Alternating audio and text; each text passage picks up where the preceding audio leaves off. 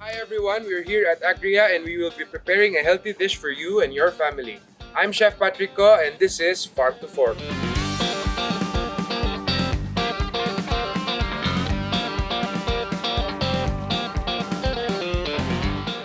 So today we're here at the sales pavilion and we're going to cook Binagoongang Gulay with Spinach Tempura and fried bangus. So I think we're ready to cook. Here are our ingredients. Tara! So first we oil our pan. We're gonna add some onions.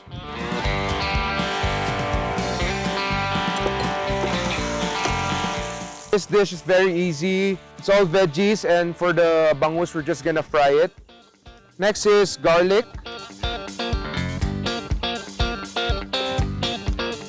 So while our garlic and onions are sauteing, we're gonna slice our eggplants.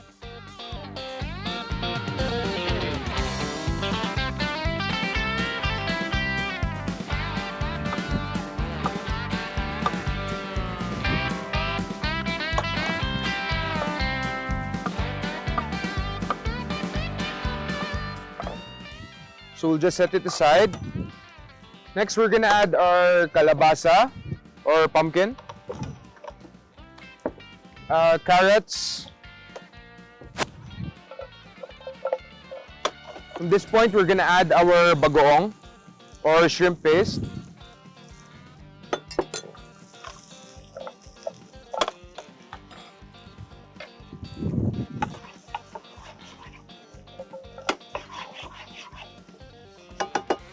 Then some water.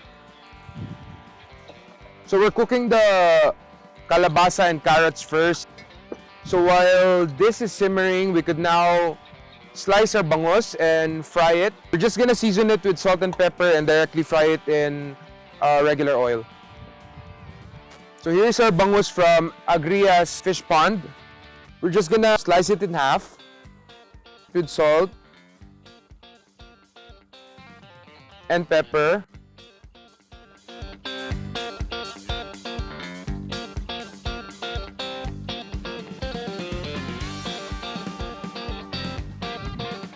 So now our oil is ready, it's hot. We can now fry our bangus. So our bangus, we just want it golden brown and crispy. Let's check on our vegetables. So next we're gonna add our okra. It's just sliced okra and sitaw.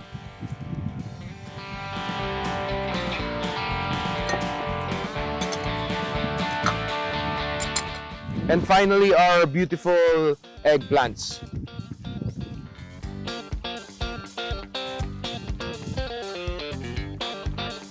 We're just gonna season this lightly because we already have bagoong, which is very salty.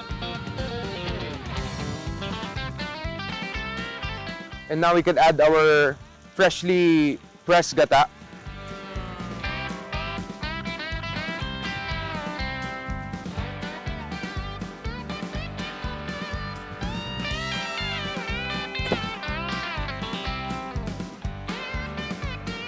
So to elevate this dish, we're gonna do something very unusual or new for vegetables.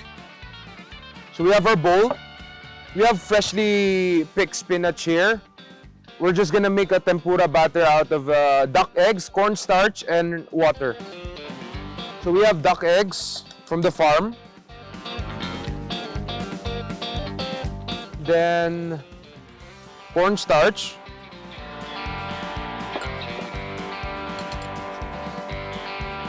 Then water. You just want a consistency that's not too thick, but also not too thin.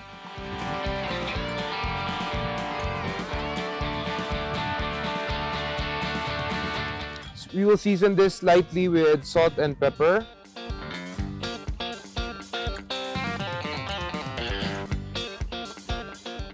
Gonna check on our bangus. Wow, ganda.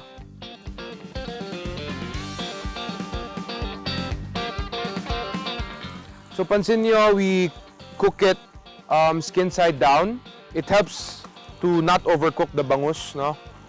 Although we want it golden brown sa taas, we flip it last minute for the color. So here's what we're gonna do with the spinach tempura. We're just gonna dip it in cornstarch. Then our batter that's made out of duck eggs, cornstarch and water. Then we're gonna fry it till it turns crispy. So I think our bangus is ready. Yan. Yes.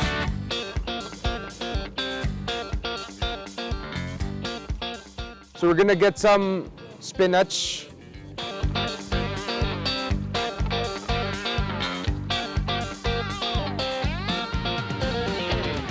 What we're gonna do is just dredge it in cornstarch, after batter, then fry it in oil.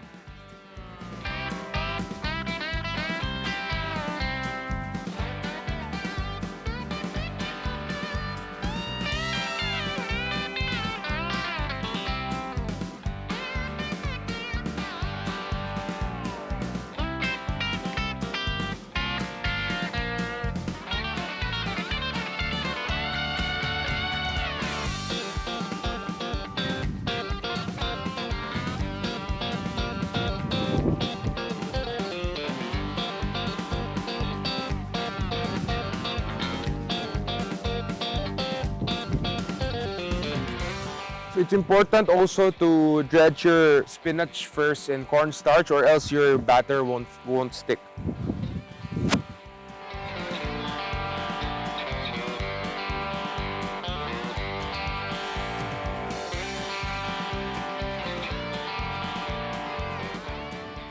Grabe, sobrang crispy na ng ano natin.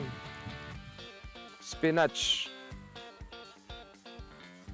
So the key to having a very crispy spinach tempura, you just have to bread it in cornstarch, then dip it in batter.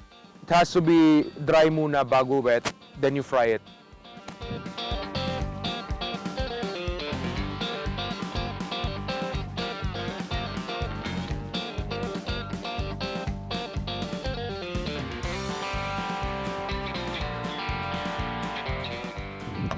So let's plate up our Binagoongang Gulay with fried bangus and spinach tempura.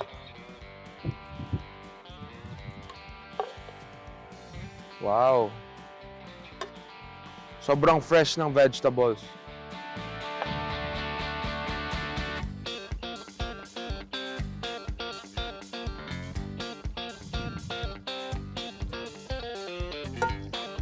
Next up is our bangus, so we just put it on the side.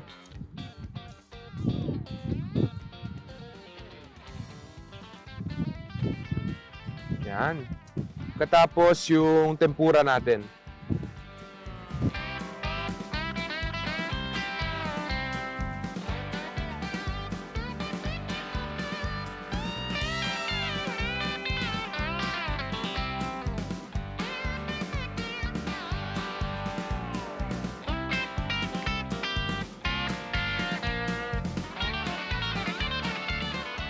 So here's our Binagoongang Gulay with fried bangus and spinach tempura. Very flavorful, which everyone would enjoy. This has been Chef Patrico. See you next time at Farm to Fork. Tapos.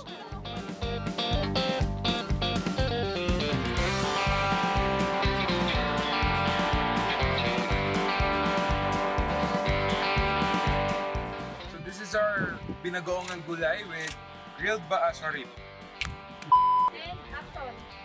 very flavorful. Wow. Ayaw. Yun talaga. Rolling and action. So today we're here at the sales pavilion. Sorry, ang dog.